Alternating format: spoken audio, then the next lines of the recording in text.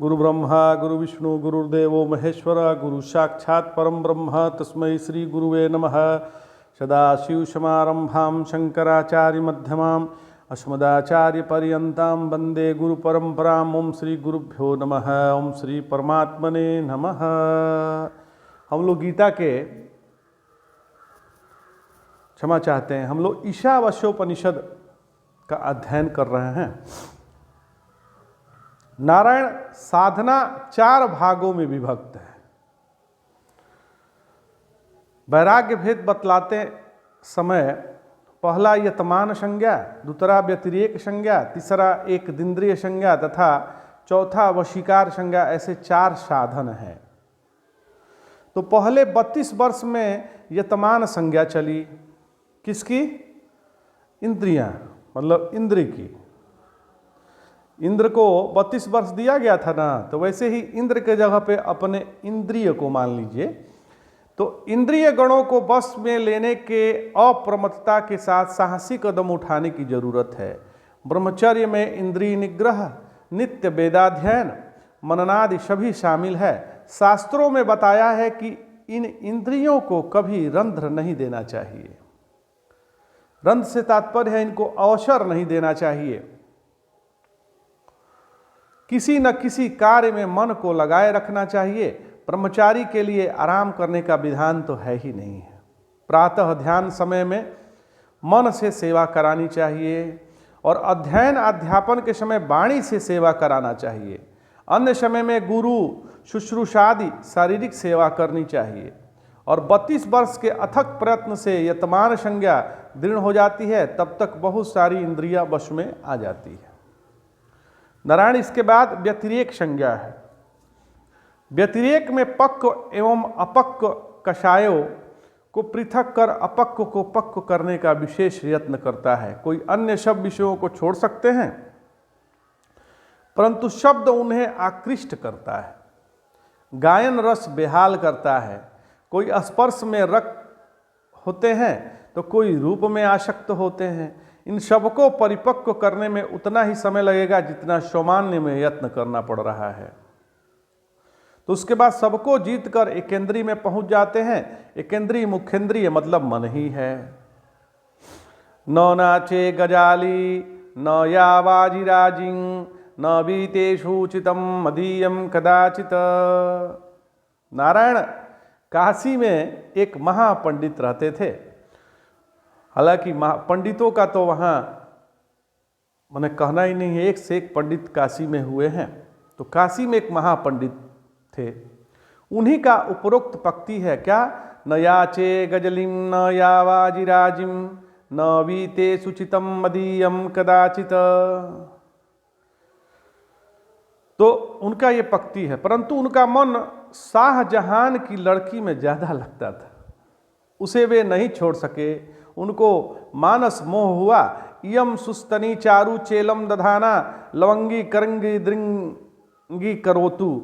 किंतु मानस मोह में, जो मानस मोह था उनका, उसने उनको ले डुबा। सर्वत्रो भ्रष्ट होकर जगन्नाथ पंडित वृद्धावस्था में आसक्त होकर मणिकर्णिका घाट पे पड़े थे, मुंह ढक कर, क्योंकि सर्व तिरस्कृत होने से मुंह खोलकर लेटना भी असंभव हो गया था। उसी रास्ते में महान शिव भक्त अपय दीक्षित आए। उन्होंने कहा किम निशंकम शेषे वयसी उपस्थित चिरात तब पंडित जगन्नाथ ने। जब ऐसा उन्होंने बोला तो पंडित जगन्नाथ जी ने मुंह खोला। अय्यप दीक्षित ने देखा कि ये पंडित राज हैं, शेष पूर्ति किया। अथवा सुखम सही था निकटे बरीवर्ती जाह्नवी। लेटे रहो, निकट में जाह्नवी गंगा है, वह पवित्र कर देगी।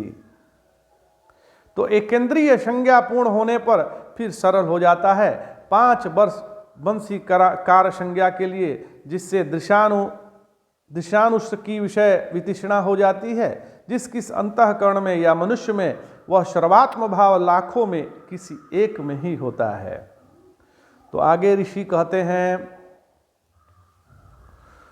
सपर्यागाछ कर्मकाय वर्णम स्नाविर शुद्ध वाप विद्धम कबीर मर्निषि परिभूः स्वयं भूयार्थात् मध्योथोथार्ण व्यधाच्छाश्वतीभ्यः शमाभ्यः। वह सब जगह गया हुआ है, वह शुद्धता की चरम सीमा है। शुक्र है, उसकी काया नहीं तो वर्ण नहीं, नस नाड़ी नहीं, और भौतिक दृष्टि से हम उसे शुद्ध कहते हैं। वह कवि है, यह भौतिक संसार उसका काव्य है। वह मनीषी है, मानसिक संसार का भी वही स्वामी है। वह परिभू है, यानी सब जगह मौजूद है, परंतु साथ ही वह स्वयंभू है, अपने आप है। कोई उसे पैदा नहीं करता। शाश्वत काल में जो यह सृष्टि चल रही है, निरंतर सृष्टि का प्रवाह चल रहा है। उसके लिए ठीक ठीक पदार्थों की व्यवस्था, जिस समय जो कुछ होना चाहिए वह सारा प्रबंध वही कर रहा है। तो नारायण उपनिषद साहित्य के विशिष्ट शैली में रचित यह मंत्र है। इस मंत्र में आत्म रूप को दर्शाने वाले अनेक विशेषणों का प्रयोग ऋषि ने किया है। मेधावी एवं लगनशील साधक इस मंत्र से अपने स्वरूप को पहचान सकते हैं। महान भाष्यकार भगवान शंकराचार्य जी ने अपने भाष्यों में एकाधिक बार इस ईश्वास उपनिषद के इस मंत्र का प्रयोग किया है। नारायण छठे और सातवें मंत्र में आत्मा के ज्ञान अथवा आत्मज्ञान की महिमा का वर्णन किया गया। इस अष्टम मंत्र में निश्चय की दृढ़ता के लिए उसके स्वरूप का वर्णन किया जा रहा है। ध्यान दीजिएगा, रागी पुरुष का आग्रह व्यक्ति में रहता है। वे संसार की आकृतियों को महत्व देते हैं, उसके रूप, रंग, स्वाद, स्पर्श, गंध आदि की विशेषताओं को महत्व देते हैं। किंतु विवेकी जो हैं, जो विरक्त हैं, लगनशील साधक पुरुष का आग्रह व्यक्तियों में नहीं होता। वे वस्तुओं की पृथक पृथक विशेषताओं को महत्व नहीं देते। विवेकी पुरुष की दृष्टि आत्मसत्ता पर रहे। अतः इस मंत्र में उसी का निरूपण है।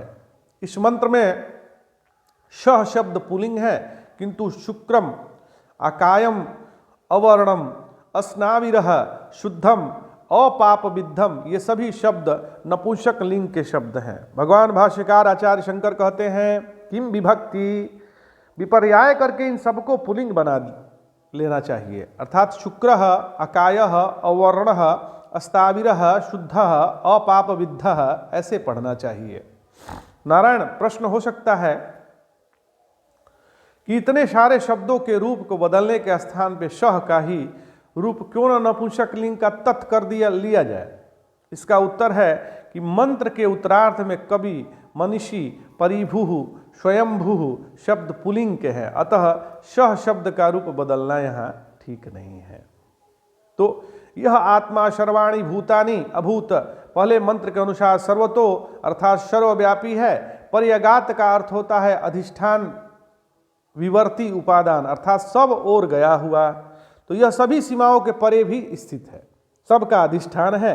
व्यष्टि का आकार, प्रकार या गुण चाहे जैसा हो, यह कार्य रूप हो, कारण रूप सबका विवर्ती वह आत्मा है। अधिष्ठान का एक अर्थ है अधिक स्थान अथवा अधिकृत्य तिष्ठति। घड़े में जो मिट्टी है वह घड़े के होने से पूर्व भी थी, घड़े के फूट जाने पे भी रहेगी। घड़े से भिन्न मिट्टी की कोई सत्ता नहीं है, किंतु मिट्टी से भिन्न घड़े की सत्ता नहीं है। पर्यगात का अर्थ है सर्वत्र हुआ स्थित है, सबका प्रकाशक है, सबके असंग है और सबका प्राप्तव्य है। तो व्याप्ति, ज्ञाप्ति, प्राप्ति और मुक्ति ये चार आत्मा के नित्य लक्षण हैं। भगवान यहाँ चार आत्मा के नित्य लक्षण बतलाए हैं, व्याप्ति, ज्ञाप्ति, प्राप्ति और मुक्ति। तो नारायण ये आत्मा के विशेषण नहीं है, लक्षण विशेषण तथा विशेष से तो नित्य संबंध रहता है, किंतु यह लक्षण पदार्थ के संबंध रहे यह आवश्यक नहीं है। अकायम आत्मा अशरीरी है, यह कहने का मतलब है महाराज कि पंच कोशों की जड़ उपाधियों से भिन्न मुक्त है। आत्मा अशरीरी है, यह कहने का मतलब है कि पंच कोशों की जड़ उपाधि से भिन्न मुक्त है। आत्मा शरीर में कैद हुआ नहीं है, वह मुक्त है। अव्रणम, चोट आदि शरीर को पहुंचाया जा सकता है, वायु, अस्थि आदि से युक्त शरीर को ही व्याधि होते हैं, आत्मा को तो हो ही नहीं सकते।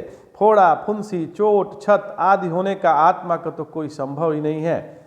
और कभी इस शब्द का वास्तविक अर्थ है सर्वद्रष्टा दृष्टा, यानी श्रोतादि 5 इंद्रियों से पीछे उन्हें चेतना प्रदान करने वाला तत्व आत्मा ही है, जो छिपे हुए को भूत या भविष्य के गर्भ में ढके को जान ले, वह कवि है। तो मनीषी किसको कहते हैं? मनीषी है सर्वज्ञ, जो एक चेतन जीव में है वही चैतन्य सभी जीवों के अंतःकरण में स्थित सबके वृत्तियों को प्रकाशित करता है, अतः वह सर्वज्ञ कहा जाता है। मनीषी अर्थात मन का प्रेरक मनीषी है। तो परिभू क्या है? सर्वोत्कृष्ट, सब को पराभूत करके सब के ऊपर स्थित है।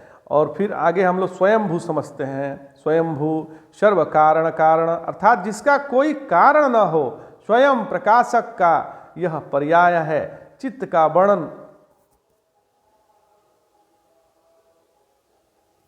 चित्त का जो वर्णन है,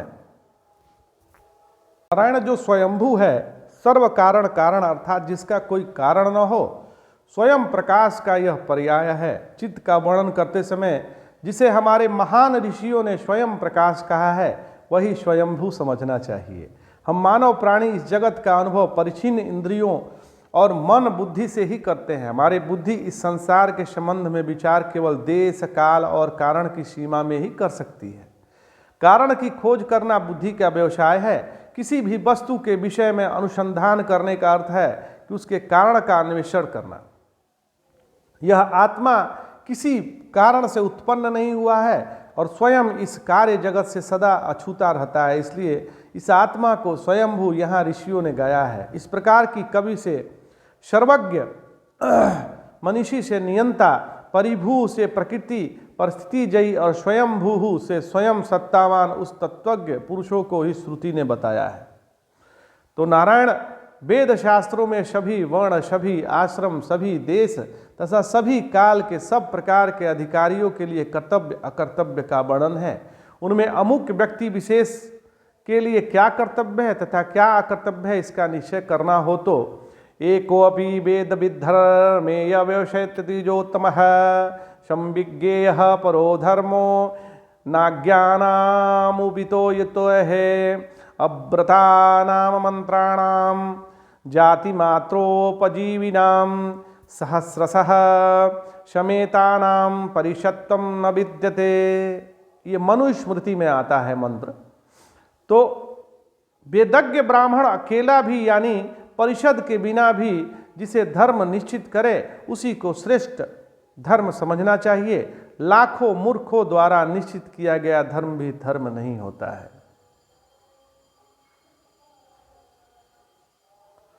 तो सारांश है इसका कि ब्रह्मचर्य आदि जो व्रत एवं गायत्री आदि मंत्रों से रहित केवल जाति के नाम पर जीविका चलाने वाले सहस्त्रों ब्राह्मण इकट्ठे हो जाएं तो भी उनकी सभा धर्म निर्णायक परिषद नहीं हो सकती। अंधम तमः प्रविशन्ति ये विद्यामुपासते ततो भूय इवते तमो यौ विद्याया रताः। ये 9वां मंत्र है ईशावास्योपनिषद का। तो इसका अर्थ है जो अविद्या अर्थात भौतिकवाद की उपासना करते हैं वे गहन अंधकार में जा पहुंचते हैं, और जो विद्या अर्थात अध्यात्मवाद में रत रहने लगते हैं, भौतिक जगत की परवाह ही नहीं करते, वे उससे भी गहरे अंधकार में जा पहुंचते हैं। नारायण इस ईशावास्य उपनिषद के पूर्व मंत्रों में ब्रह्म ज्ञान और ब्रह्म ज्ञानी की महिमा का हमारे मंत्र दृष्टा ऋषियों ने निरूपण किया। तब ऋषि बतला रहे हैं कि अज्ञानी पुरुष कर्म अथवा अविद्या उपासना अर्थात विद्या का समुच्चय करके अपने चरित्र को पवित्र एवं अंतःकरण को शुद्ध करके उस ब्रह्म ज्ञान का अधिकारी बने। इसी संदर्भ में केवल विद्या या केवल अविद्या की उपासना करने के लिए हानिकारक है।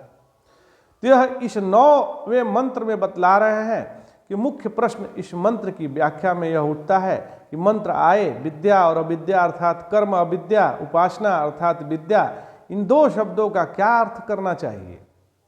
तो ईशावास्योपनिषद के प्रथम मंत्र ईशावास्यमिदं सर्वं तथा दूसरे मंत्र कुविन्नेवेह कर्माणि मंत्र से जो उपदेश मिलता है कि यत् किंचम जगत्याम जगत, इस संपूर्ण प्रपंच को ईश्वर से आच्छादित कर दो और त्याग पूर्वक भोग करो, परश्व का लोभ न करो तथा कर्तव्य कर्म का पालन करते हुए ही जीवन व्यतीत करो, इसे विद्या कहना चाहिए। और इसके विपरीत के ये के चात्मनो जनाः को अविद्या, तो इससे दोष यह है कि उपनिषद के दूसरे मंत्र में न कर्म लिप्यते नरे कहा गया है। अतएव इसी परम परा विद्या के लिए ततो भूयैवेते तमो य विद्यायाम रताः, यह कहना किसी प्रकार उचित तथा संगत नहीं है। आचार्य श्री भगवत्पाद शंकर ने कहा कि पहला मंत्र ईशावश्य मिदम सर्वम, अर्थात सारे जगत को ईश्वर से आच्छादित कर दो, यह तो विद्या है और उसमें तत्व ज्ञान का प्रतिपादन है। और दूसरा मंत्र है कुर्वन्नेवेह कर्माणि में अविद्या है, उसमें कर्मरत संसारी पुरुष के लिए निष्काम कर्म का उपदेश है। ऐसा अगर माने तो भी यही प्रश्न उठता है, कुर्वन्नेह कर्माणि मंत्र में ही जब न कर्म लिप्यते नरे उपनिषद ने कहा, तो उसी पुरुष को अब अंधतमः परिशांति ये विद्यामुपासते कैसे कहा जा रहा है। तो इस पे आगे विचार करेंगे। आज इतना ही। जय जय शंकर, हर हर शंकर, नमामि शंकर, भजामि शंकर, नमः पार्वती पतये, हर हर महादेव।